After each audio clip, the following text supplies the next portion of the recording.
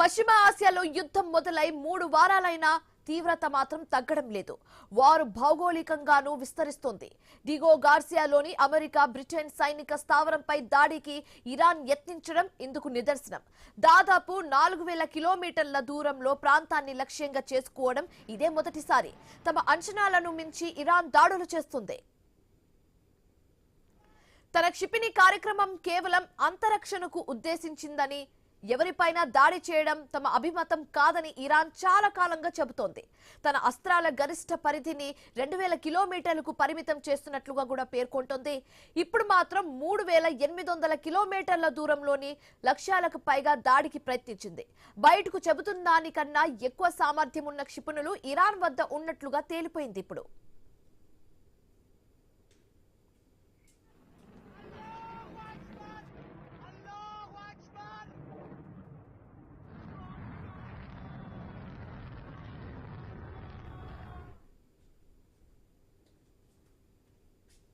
ఖుర్రం షహర్ 4 క్షిపణి ద్రవ ఇంధనంతో పనిచేస్తుంది. టన్ను వార్ హెడ్ ను మూసుకెళ్లగలదు. క్లస్టర్ బాంబులను వెదజల్లగలదు. గాల్లో విన్యాసాలు చేసే సామర్థ్యం ఉంది దీనికి. ప్రయోగానంతరం రోదసిలోకి వెళ్లి తిరిగి భూ వాతావరణంలోకి ప్రవేశిస్తుంది. ఈ క్షిపణిని గాల్లో అడ్డుకోవడం ఒకంత కష్టమే అని తెలుస్తుంది. అయితే ఈ అస్త్రాన్ని ఉత్తర కొరియా సోవియట్ డిజైన్స్ ఆధారంగా రూపొందించి ఉండవచ్చని భావిస్తున్నారు. ఖుర్రం షహర్ 4 పరిధిలోకి ప్యారిస్, లండన్ లాంటి నగరాలు సహా ఐరోపాలోని అనేక ప్రాంతాలు వస్తాయి.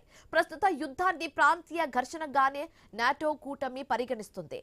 కానీ ఇరాన్ తాజా దాడితో అది పటాపంచలైపోయింది. డిగో గార్సియా హిందూ మహాసముద్రంలోని చాగోస్ దీవుల్లో భాగం. అమెరికా, బ్రిటన్లు ఈ దీవిలో ఉమ్మడిగా సైనిక స్థావరాన్ని నిర్వహిస్తుంటాయి. అగ్రరాజ్య దీర్ఘ శ్రేణి సైనిక కార్యకలాపాలకు అది కేంద్ర బిందువుగా ఉంటుంది. డిగో గార్సియాలో 12,000 అడుగుల రన్వేతో కూడిన వైమానిక స్థావరం కూడా ఉంది. అక్కడ B-1, B-2, B-52 బాంబర్లు, నిఘా విమానాలు, సైనిక సాధన సంపత్తిని మోహరించారు.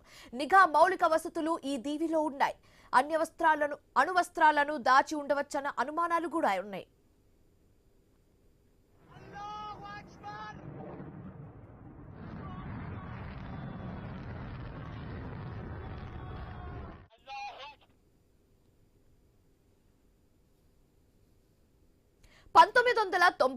గల్ఫ్ యుద్ధంలో, అలాగే 2001 నాటి ఆఫ్ఘనిస్తాన్ పోరులో, 2003లో జరిగిన ఇరాక్ యుద్ధంలో అమెరికా వైమానిక దళం ఇక్కడి నుంచి అనేక దాడులను నిర్వహించింది. సాంప్రదాయ యుద్ధ ప్రదేశాలకు దూరంగా ఉండడం డిగో గార్సియాకున్న సానుకూలతగా పరిగణించేవారు. ఇరాన్ తాజా దాడి యత్నంతో ఆ అంచనా పటాపంచలైంది. అవసరమైతే